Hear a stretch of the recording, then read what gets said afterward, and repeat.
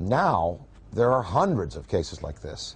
And I think that because it's in the consciousness, because we have, you know, a poll saying basically half of the world believes and half doesn't, we're reaching a point where, as Stephen Bassett talks about his time clock, it's like the nuclear time clock that we had in the 50s before we blew the world, you know, before we blew the world up.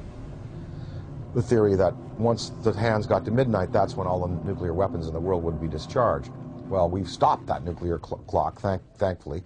But as far as the UFO clock, he says we're 1 minute to midnight now, meaning that in a minute to midnight, something really, really spectacular is going to happen. Now, whether that's a mass appearance, whether that is, you know, come over to the Yankee Stadium during a game, I think possibly the next, maybe even in the next 5 years, we're going to have occasions like the one I experienced in upstate New York in the mid-'80s when I woke up in the middle of the night and I said to my wife, they're calling me, I want to go outside, they want me to come outside and see. He said, who? Something outside wants me to come out and say, oh, just go back to bed. I went back to bed, but in the next day in the media, in newspapers, in radio, all over upstate New York and Ontario and Quebec and Vermont, people spoke about this urge they had to go out of their houses at 3 in the morning and look up into the sky.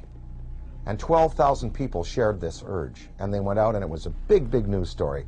And of course the Air Force said that a Chinese rocket had exploded over New York State. And what people saw was a massive, miles-high pink spiral in the sky above the Great Lakes. In Hull, Quebec, Canada, a few years afterwards, there was a story of several hundred people, almost 1,000 people, in this community, Gatineau, north of Hull, Quebec, Canada, in the Quebec province, sharing this urge to come outside and look up into the sky, and they also saw an apparition. So there are going to be more of these mass sightings. And, you know, the day that 1 million people in Idaho at a rock concert or something see it, that is when you're going to really get the conventional military and police sitting down to say, well, it's time to throw the Brookings Institution report out and lay it open to the people and let the people decide, you know, what must be done in conference with our state leaders.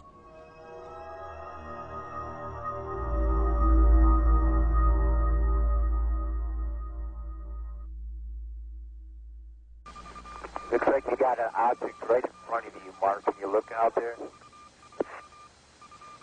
I'm not sure what you're talking about. Never mind.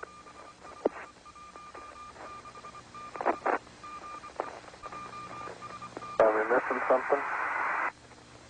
I don't see anything. Yeah, we think the camera filter came off, Mark. It's about your 10 o'clock, 11 o'clock going away. Don't worry about it.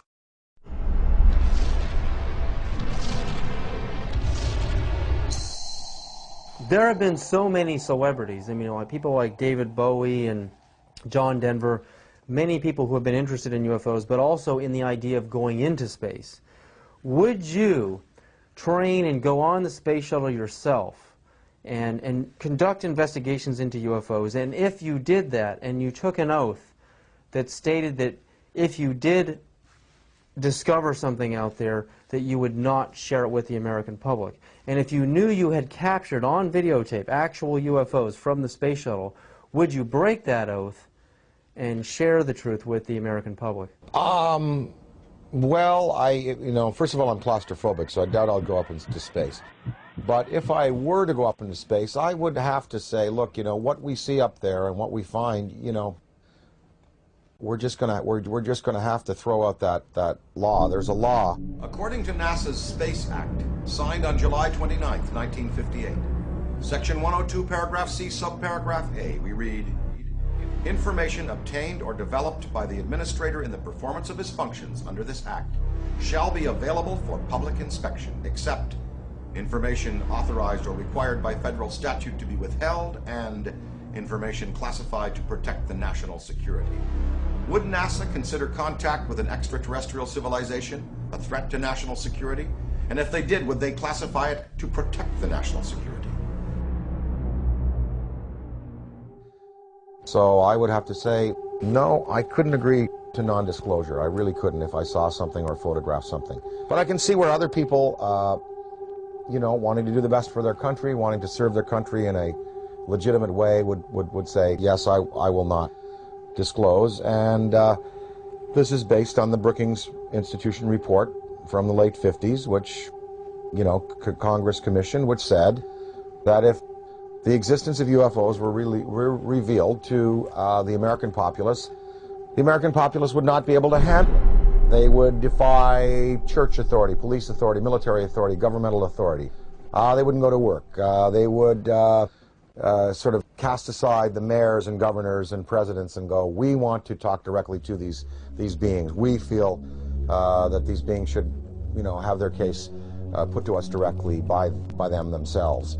I think the American populace today is ready to handle the concept that what we live in, the 4 dimensions of height, length, width, and time, is not all there is. There are more dimensional realities. There are advanced beings with machines that can skip from dimension to dimension, from galaxy to galaxy, using the Einstein-Rosen bridges, the wormholes. I think the American people, I think half of them know, and I think the other half, with the proper evidence, would be ready to accept it. It's going to take a mass sighting for the U.S. government to finally say, look, we're going to come on side with France, Belgium, Mexico, Turkey, Iran, and we're going to tell the truth, and we're going to reveal what happened to Tom Mantell when he went up in his P-51, what happened in the Great Lakes when I believe it was an F-104, I believe, was scrambled over the Great Lakes in the 60s. What happened to him?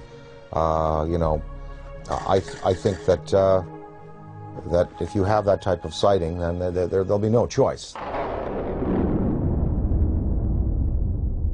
Interdimensional travel. I mean, not just traveling through our dimension, but going into alternate dimensions, Dan.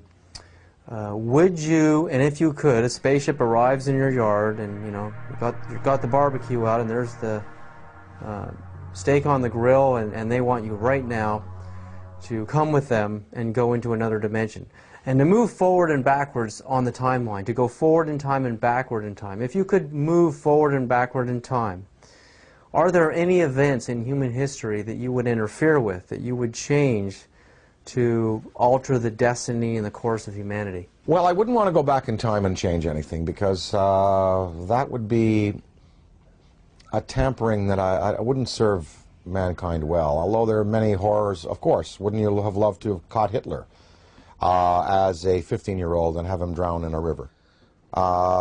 You know, because then we could have solved the Holocaust problem, and then World War II may not have, well, look, there were 2 guys. There was Otto Dinkel. You ever heard of him? Well, he was an orator hired by the German army, just like Hitler was, to speak.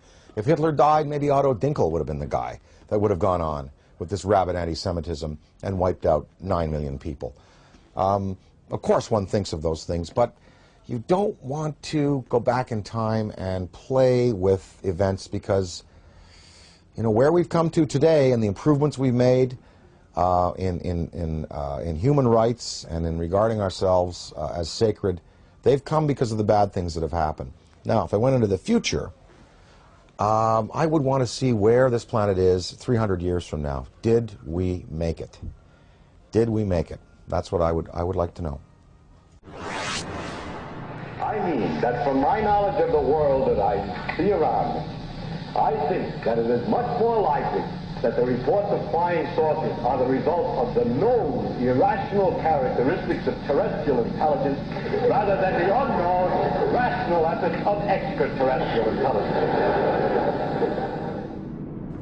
Interdimensionality, again, if you could move forward and backward in time and meet any personality, any public figure, celebrity, or politician, or mystical figure, is there anybody that you would like to sit down with? If you could have lunch with them, or just sit down and talk to them and have a discussion, forward and backward in time? Oh, I'd love to spend an afternoon with Richard Feynman. Would love to sit down with Heisenberg and